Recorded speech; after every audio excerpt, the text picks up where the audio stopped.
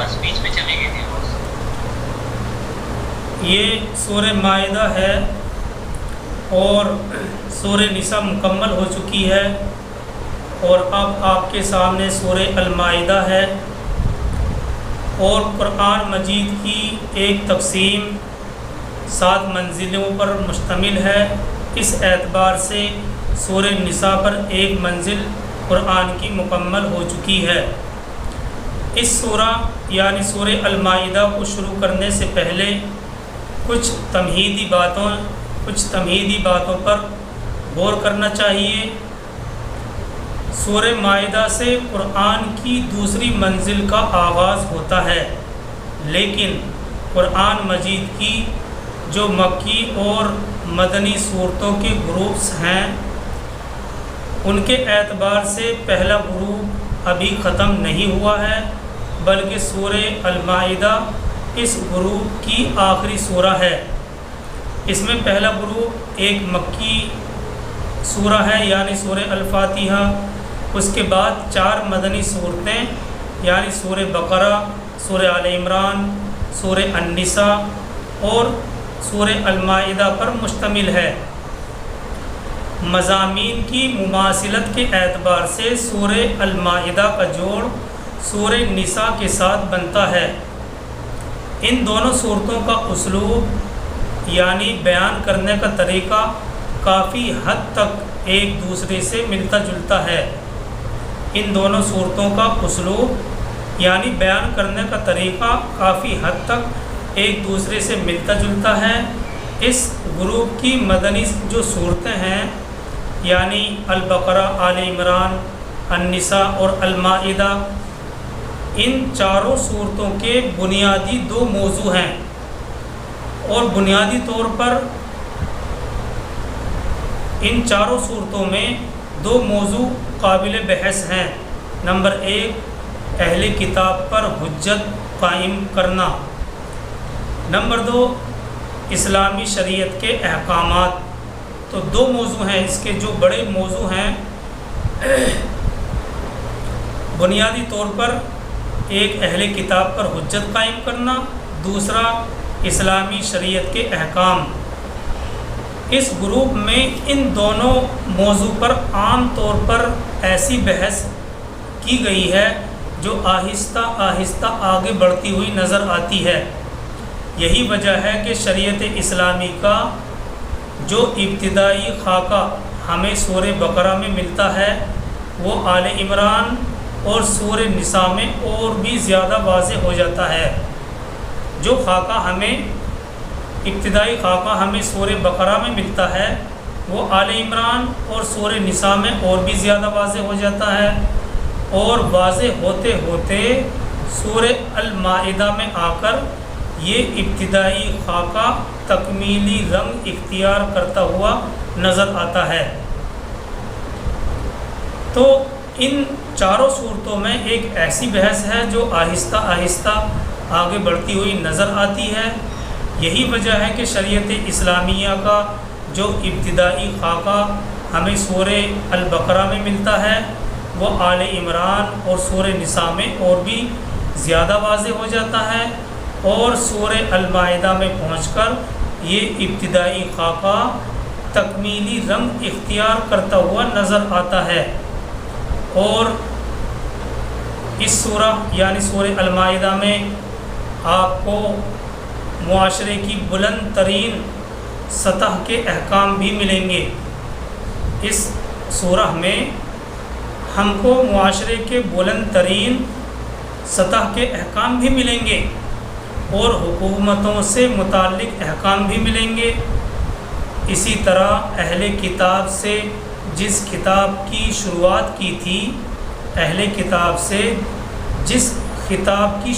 کی تھی، سورہ بقرہ میں، یہاں اس سورہ میں آ کر وہ فیصلہ کن مرحلے میں داخل ہوتا ہوا نظر آتا ہے۔ اور ایک بات، سورہ نساء کا آغاز یا ایھا الناس سے ہوا تھا، یا ایھا الناس اتقوا ربکم الذی خلقکم من نفس واحدہ۔ تو سورہ نساء کا آغاز یا ایھا الناس کے الفاظ سے ہوا تھا، جبکہ سورہ المائدہ کا آغاز یا ایھا الذین آمنو کے الفاظ سے ہو رہا ہے، یا ایھا الذین آمنو اوفوا بالعقود۔ اسی طرح سے اس سورہ کو شروع کرنے سے پہلے ایک چیز اور یہ بھی رہ جاتی ہے کہ اس سورت کا شان نزول کیا ہے۔ معارف القرآن میں ہے کہ یہ سورہ بالاتفاق مدنی سورہ ہے، یعنی مدینے کے اندر نازل ہوئی۔ قرآن کریم میں دو ہی طرح کی صورتیں ہیں، یعنی مکی اور مدنی۔ جو ہجرت کے بعد سورہ نازل ہوئی ہیں وہ مدنی کہلاتی ہیں، جو ہجرت سے پہلے نازل ہوئی ہیں وہ مکی سورہ کہلاتی ہیں۔ تو مفسرین کا اس بات پر اتفاق ہے کہ یہ سورہ مدنی ہے، یعنی مدینے میں نازل ہوئی، اور بعض حضرات نے اس سورہ کو قرآن کی آخری سورہ بھی کہا ہے، اور یہ بات کہی ہے کہ یہ قرآن کریم کی آخری سورہ ہے۔ مسند احمد میں حضرت عبداللہ ابن عمر اور اسماء بنت یزید سے منقول ہے کہ سورہ المائدہ رسول کریم صلی اللہ علیہ وسلم پر اس وقت نازل ہوئی جبکہ آپ سفر میں تھے، اور سفر میں عذبہ نامی اونٹی پر سوار تھے۔ آپ کی اونٹنی کا جو نام تھا عذبہ، جو اونٹنی تھی عذبہ نامی، اس اونٹنی پر سوار تھے۔ وحی کے نازل ہونے کے وقت جو بوجھ اور ثقل ہوا کرتا تھا، دستور کے مطابق اس وقت بھی بوجھ ہوا تھا، یہاں تک کہ اونٹنی عاجز ہو گئی تھی اور قریب تھا کہ وہ بیٹھ جاتی، تو سرکار دو عالم صلی اللہ علیہ وسلم اس سے نیچے اترے۔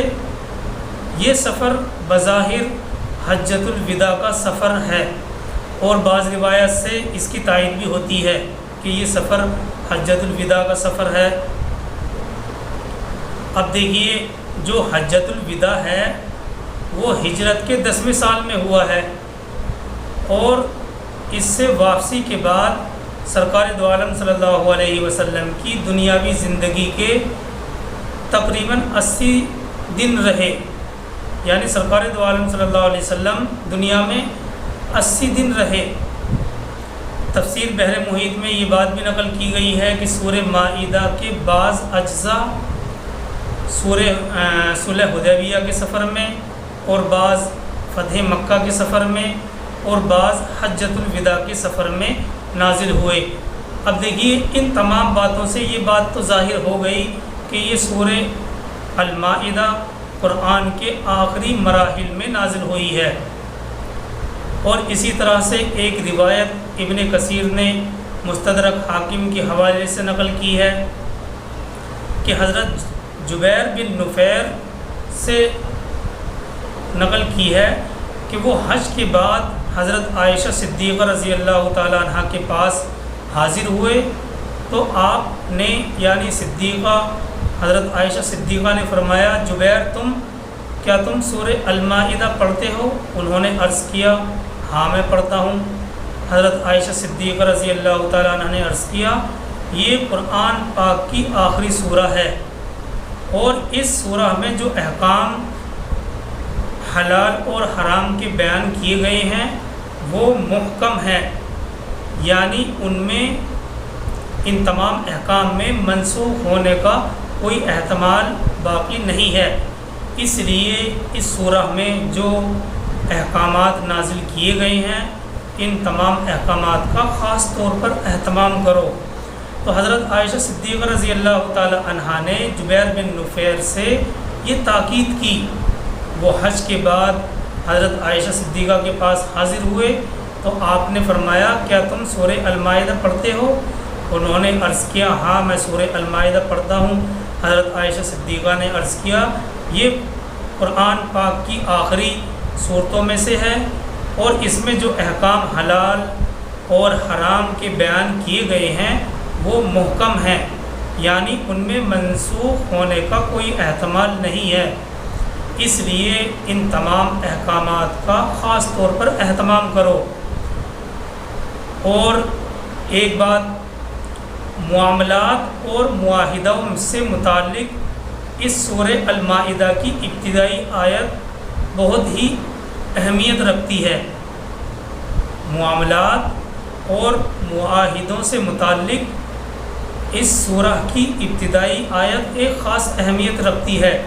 یہی وجہ ہے کہ جب سرکار دو عالم صلی اللہ علیہ وسلم نے عمرو بن حزم کو یمن کا گورنر بنا کر بھیجا تھا تو ایک دستاویز لکھ کر ان کے حوالے بھی کیا تھا۔ ایک کاغذ کا رقعہ لیا اور اس پر کچھ تحریر کیا اور ان کے حوالے کیا۔ تو اس دستاویز میں آپ صلی اللہ علیہ وسلم نے کیا لکھا تھا؟ اس سورہ کی پہلی آیت تحریر فرمائی تھی، یا ایھا الذین آمنوا اوفوا بالعقود، اے ایمان والو پورے کرو اپنے عہدوں کو۔ تو معاملات اور معاہدوں سے متعلق اس سورہ کی ابتدائی آیت بہت ہی اہمیت کی حامل ہے، اور سرکار دو عالم صلی اللہ علیہ وسلم نے بطور نصیحت کے دستاویز میں عمرو بن حزم کو یمن کا گورنر بنا کر جب بھیج رہے تھے تو لکھ کے دیا تھا۔ تو یہی سورہ تھی، یعنی سورہ المائدہ کی پہلی آیت۔ چلیے شروع کرتے ہیں۔ سورہ المائدہ کی پہلی آیت اللہ تعالیٰ فرماتے ہیں، یا ایھا الذین آمنوا اوفوا بالعقود، اے ایمان والو اپنے عہد کو پورا کیا کرو۔ یا ایھا الذین آمنوا اوفوا بالعقود، اے ایمان والو اپنے عہد کو پورا کیا کرو۔ اس سورہ کی پہلی آیت کا یہ پہلا جملہ بہت ہی جامع ہے، اور ایسا جامع ہے کہ اس کی تفسیر اور تشریح میں ہزاروں صفحے لکھے جا سکتے ہیں، اور مفسرین نے لکھے بھی ہیں۔ یعنی اے ایمان والو اپنے عہد کو پورا کرو۔ دیکھیے اس سے پہلے یا ایھا الذین آمنوا سے خطاب فرما کر اللہ تبارک و تعالیٰ نے مضمون کی اہمیت کی طرف متوجہ کیا ہے، ایمان والوں کو مضمون کی اہمیت کی طرف متوجہ کیا ہے، اور پھر ایک حکم فرمایا، یعنی یہ کہ اس آیت میں جو حکم ہے وہ عین ایمان کا تقاضا ہے، عین ایمان سے متعلق ہے۔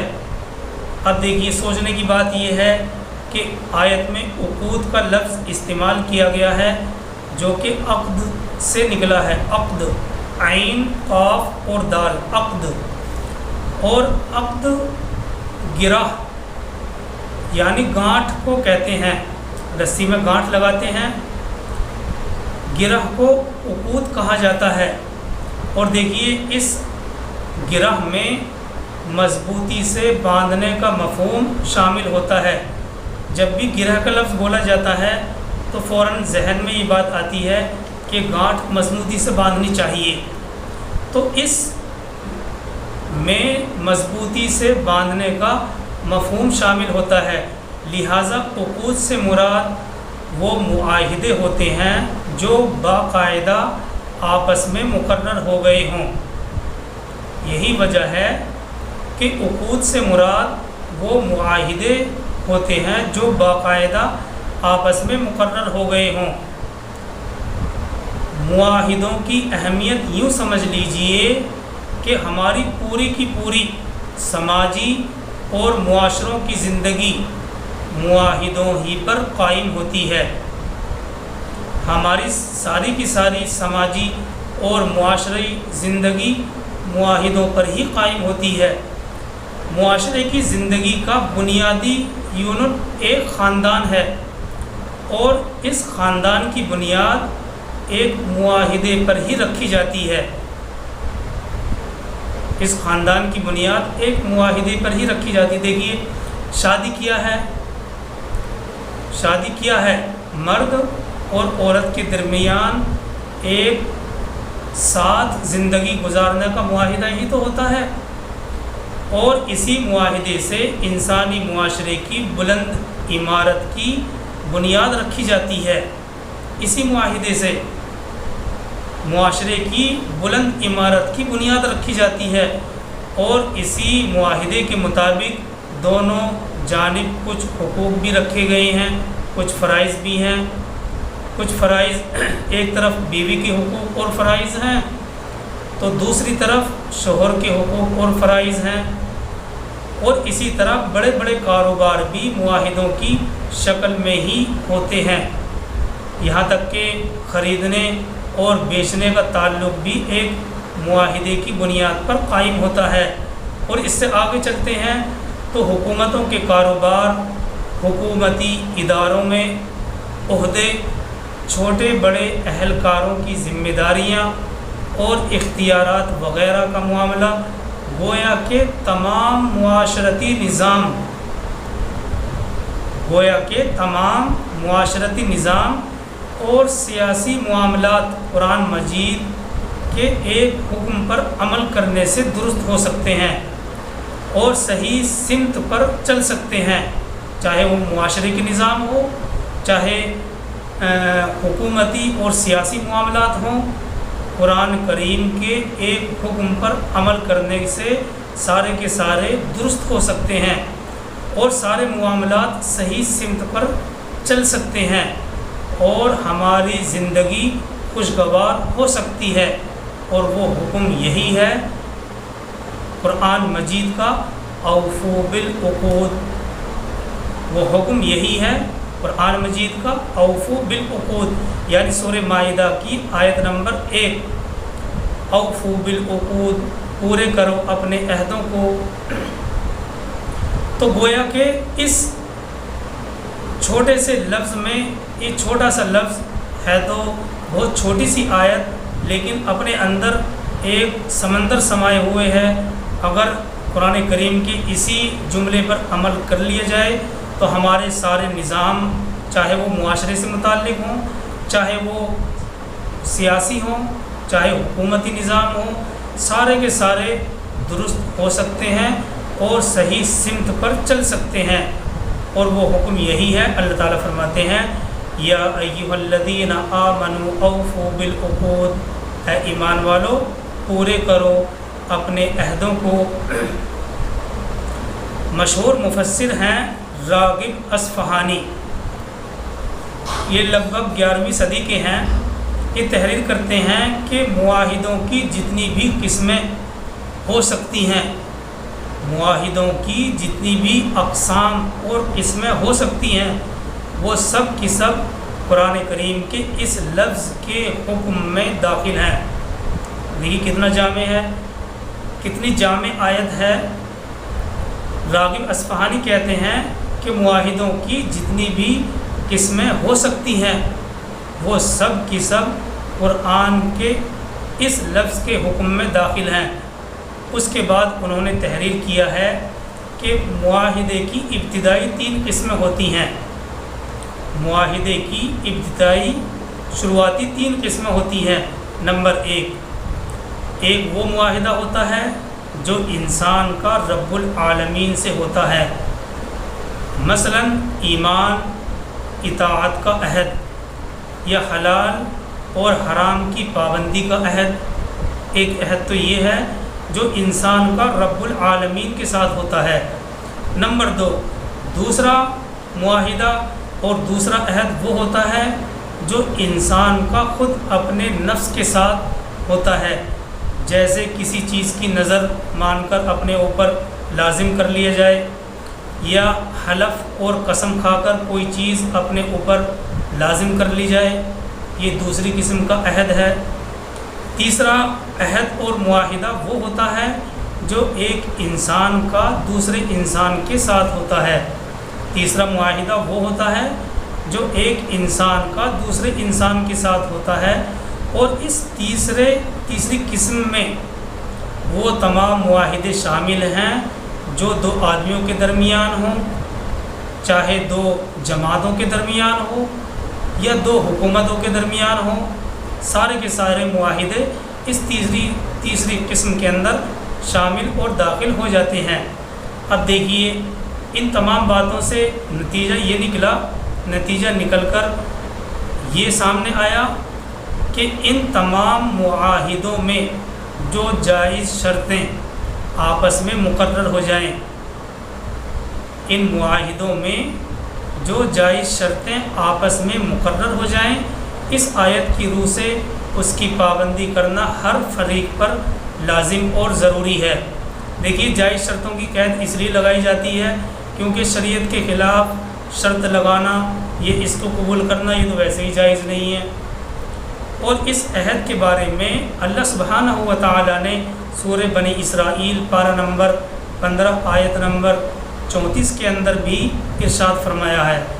اللہ تعالیٰ وہاں فرماتے ہیں سورہ اسراء آیت نمبر 34 میں وَأَوْفُوا بِالْعَهْدِ إِنَّ الْعَهْدَ كَانَ مَسْئُولًا، اور پورا کرو عہد کو، بے شک عہد کے بارے میں پوچھ گچھ کی جائے گی، عہد کے بارے میں پوچھا جائے گا۔ یعنی قیامت کے دن جس طرح اور فرائض اور واجبات کے بارے میں سوال کیا جائے گا، ویسے ہی عہد کے بارے میں بھی سوال کیا جائے گا۔ اور آخر میں یہ بات بھی یاد رکھنی چاہیے کہ سرکار دو عالم صلی اللہ علیہ وسلم کی ذات گرامی اس عہد اور معاہدے کو پورا کرنے کے لیے تو بہت ہی بلند اور بالا تھی۔ عین اس موقع پر جبکہ ایک فرد کی ضرورت پڑ رہی تھی، جب غزوہ بدر کا موقع تھا تو اس وقت جبکہ غزوہ بدر کا موقع تھا تو دو صحابی، ایک حذیفہ بن یمان اور ایک صحابی اور تھے ان کے ساتھ، وہ دونوں کے دونوں مکے سے مدینہ طیبہ ہجرت کر رہے تھے۔ راستے میں ان کو گرفتار کر لیا گیا۔ گرفتار کرنے کے بعد ان سے پوچھ گچھ کی گئی تو انہوں نے کہا کہ ہم مدینے جا رہے ہیں۔ تو اس بات پر ان کو چھوڑا گیا، ان سے اس بات کا عہد لیا گیا کہ ہم تم کو اسی بات پر چھوڑ سکتے ہیں کہ تم وہاں جا کر جنگ کے اندر شریک اور شامل نہ ہونا۔ تو ان کو چھوڑ دیا گیا۔ جب نبی صلی اللہ علیہ وسلم کی خدمت میں حاضر ہوئے تو اللہ کے نبی صلی اللہ علیہ وسلم مقام بدر میں تھے۔ اللہ کے نبی صلی اللہ علیہ وسلم کے سامنے ساری صورتحال رکھی انہوں نے، تو اللہ کے نبی صلی اللہ علیہ وسلم نے فرمایا ہم مسلمان ہیں، ہمارے لیے یہ بات زیبا نہیں دیتی ہے کہ ہم عہد اور معاہدے کو توڑ دیں، اس لیے تم جنگ میں شرکت نہیں کر سکتے۔ تو قرآن کریم کی سورہ مائدہ کی یہ پہلی آیت بہت ہی جامع ہے، اور صرف اسی آیت پر عمل کر لیا جائے تو ہمارے سارے نظام، چاہے وہ معاشرے سے متعلق ہوں، چاہے وہ سیاسی معاملات سے متعلق ہوں، سارے کے سارے درست ہو سکتے ہیں اور صحیح سمت پر چل سکتے ہیں۔ اللہ تعالی ہم سب کو عمل کی توفیق عطا فرمائے۔ سبحان اللہ بحمدہ، سبحان اللہ وبحمدہ، نشهد ان لا اله الا انت نستغفرک ونتوب الیک۔ سبحان ربک رب العزة عما یصفون وسلام علی المرسلین والحمد للہ۔